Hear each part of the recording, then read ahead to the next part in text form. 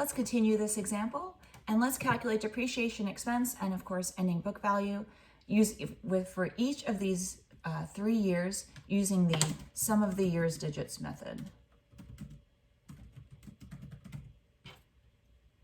Remember with the sum of the years digits method, this one is a little bit unusual compared to the others. Sum of the years digits, we're going to have some depreciation rate that is equal to the number of the years remaining in the asset's life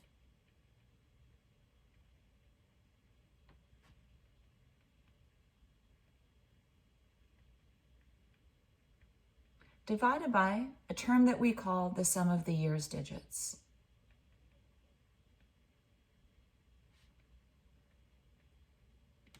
And this term, sum of the years digits,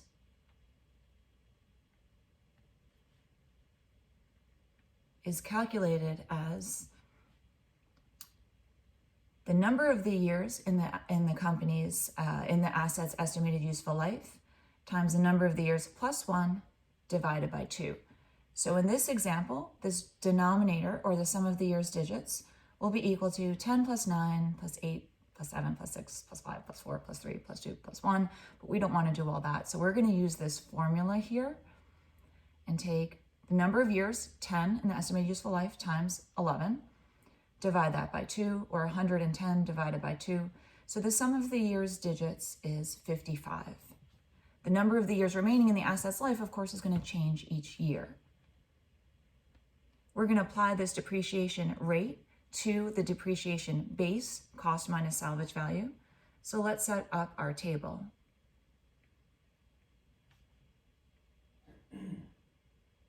Depreciation rate times the depreciation base, which is equal to cost of the asset minus its salvage or residual value.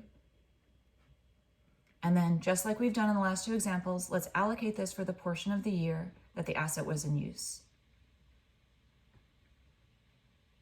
to get depreciation expense per year. And again, let's track ending book value.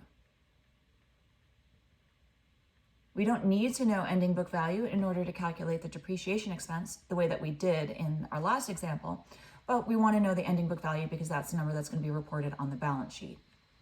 So let's start with the year 2020. The depreciation rate, how many years are remaining when we first put on the asset? 10 years remaining, divided by the sum of the years digits, which we calculated as 55. Let's multiply this fraction by the depreciation base, cost minus salvage. The cost was 315, the salvage was 15, so our depreciation base is 300,000. Let's allocate this for the portion of the year that the asset was in use. In 2020, again, it was in use for 8 out of the 12 months, where the 8 represents May 1st through December 31st.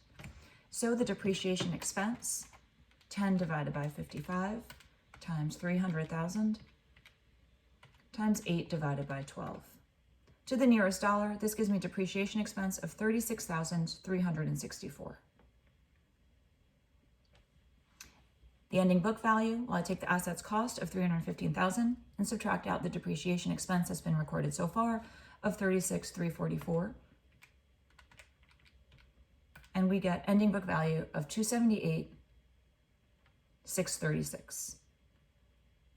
And again, that is equal to the asset's cost of 315,000 less the depreciation expense that we just recorded, 36,344. Let's continue now to our second year, and this is the year where we really have to pay attention. This numerator, the most important part of our calculation for this next year, is this numerator here. In the example that we did in the last class, when the asset was purchased on January 1st, we were able to say, well, we used up 1 year of these 10 years in the numerator. So in the next year, we would simply go to 9 if the asset had been purchased on January 1st and it was in use the entire year. How much of the year was the asset in use? It was in use for 8/12, not the entire year. So we don't say 10 minus 1, we actually say 10 minus, not 1, 8/12. That's how much we've used up of that during that year. So what does this mean? 10 minus 8/12. Well, what is 8/12? This is like saying 10 minus 0.667 divided by 55. Or another way of saying this, 10 minus 0.667 would be equal to 9.333. And we can take this out as many decimal places as we want. As long as we take it out at least 2, we'll get an answer that makes sense. Divided by 55. So we don't have 9 years remaining on this asset. We have 9 years and 4 months remaining on this asset. So our numerator is 9.33 divided by our sum of years digits of 55. This is for 2021. Took us a while to get here, but here we are. Multiply this by the depreciation base. And then in year 2021, how many months or what portion of the year was the asset in use? Well, it was in use the entire year. So we can say times 12 out of 12, or we can say times 1, or we can just ignore this term and multiply our fraction 9.33 divided by 55 times our depreciation base of 300,000. And we get depreciation expense for 2021 of 50,907. And the ending book value, well, the previous book value was 278,636. We can subtract from that the additional depreciation expense we just recorded of 50,907. And we would get a new ending book value of 227,729. If your answers are off by $1 or $2, it's just simply due to rounding how many digits we carried here, or whether or not you work the example in Excel.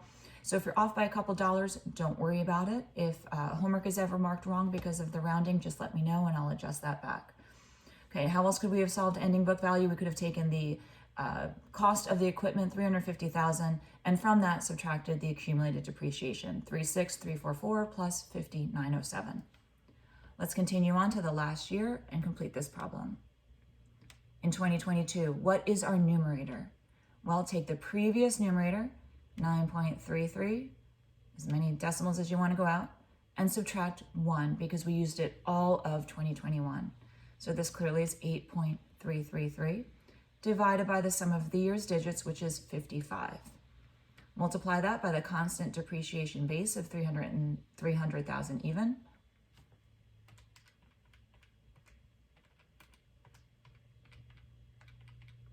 And we get depreciation expense of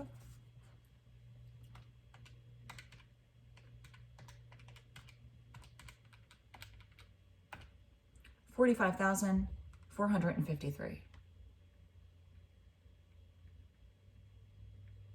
And in ending book value, or December 31st, 2022, the balance sheet will report an asset of, take previous year's ending book value, 227,729, subtract the additional depreciation expense that was just recorded, 45,453,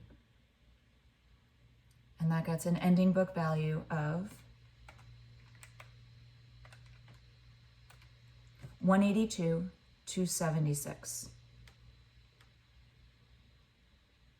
And that concludes this example for depreciation for partial periods.